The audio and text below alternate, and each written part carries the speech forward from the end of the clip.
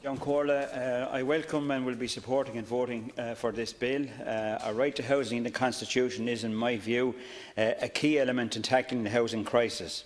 But we must not wait, and we don't have to wait for a referendum to tackle that crisis. We can and we must tackle that crisis now. Government policy has been and continues to be disastrous and indeed disingenuous. The Taoiseach's claim earlier today that rebuilding Ireland, the housing policy, is working only proves that he is completely out of touch with the ordinary people. Hundreds of thousands of citizens, including thousands of children, are being damaged by this government policy that has created a housing emergency, leaving 1,400 families, 8,600 people, including 3,000 children homeless, and of course 3 deaths in recent times. Firstly, we must and we can stop families becoming homeless. And we need to do 2 things immediately to stop that. We must first of all stop banks that we own, banks that the state owns, our banks, Allied Irish Banks and Permanent TSB. We must stop them demanding the surrender of family homes. We must stop them demanding the repossession of family homes, and we must stop them evicting families from their homes. No new legislation is needed to do this, Ceann Comhairle. A simple instruction by the Minister for Finance to these banks is all that is necessary. Minister, it is an absolute disgrace that this has not been done already, and you should ensure that it is done now and done immediately. Secondly, emergency legislation must be rushed through the Dáil to stop vulture funds, speculators, banks and others demanding vacant possession of purchased apartments and houses.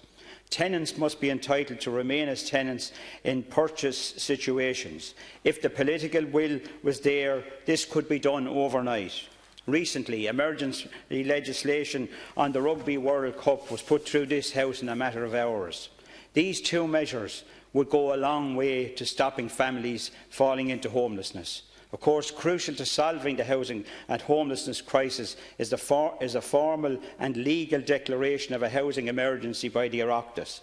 Again, if there was political will, this could be done quickly, and there is already precedent for such an emergency declaration in the financial emergency measures in the public interest legislation introduced by this government.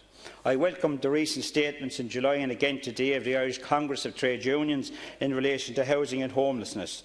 And they say, and I agree, that, and quote from them, where they say, given the extent of the human suffering caused by this public policy failure, as well as the economic damage that it is doing, this housing situation should be treated as an emergency. And this is not a matter of choice, it says, but an absolute necessity. The Irish Congress of Trade Unions also rightly says that the policy of reliance on the market has failed disastrously, and that key priority of the state must avoid reliance on the private sector and must increase the build of social housing dramatically by local authorities. Local authorities, in my view, should drive this programme, targeting a sharp increase in the output of social housing to a rate of at least 10,000 houses per year. Ceann Comhairle, because of the disastrous failure of government policy, some authoritative body must take this issue by the scruff of the neck and must make it a national priority.